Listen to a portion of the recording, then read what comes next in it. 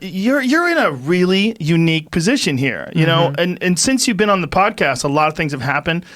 The big one is when you rightly called out Kamala Harris on her past and what she's done. And I want to bring the conversation back to the broken criminal justice system that is disproportionately negatively impacting Black and brown people all across this country today.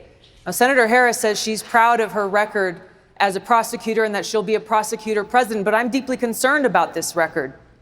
There are too many examples to cite, but she put over 1,500 people in jail for marijuana violations and then laughed about it when she was asked if she ever smoked marijuana. Have you ever smoked?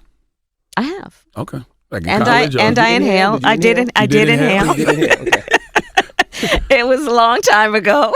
But yes. See, I like stuff like that. That's a real honest answer. Was it a blunt or joint? It was a joint. Hey. Yeah. You remember the high? I do. She put over 1,500 people in jail for marijuana violations and then laughed about it when she was asked if she ever smoked marijuana. She blocked evidence.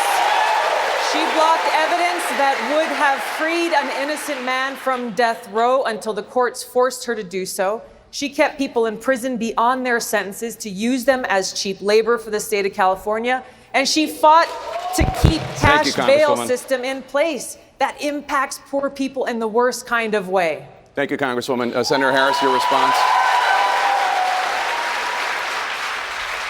As the elected Attorney General of California, I did the work of significantly reforming the criminal justice system of a state of 40 million people, which became a national model for the work that needs to be done. And I am proud of that work.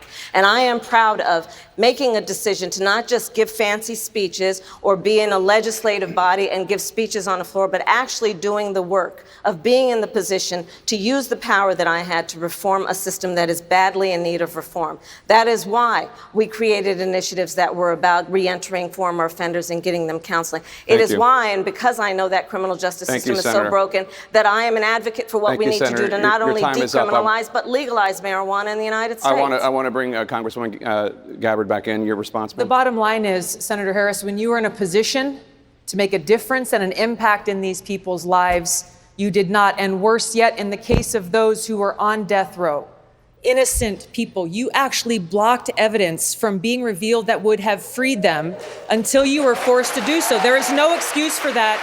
And the people who suffered under your reign as prosecutor, you owe them an apology. Well, they thought Harris had a real shot, and she sunk Harris's ship. That's exactly what happened. I mean, if you look at there's a direct correlation between where Harris was standing and where she's at now in that debate.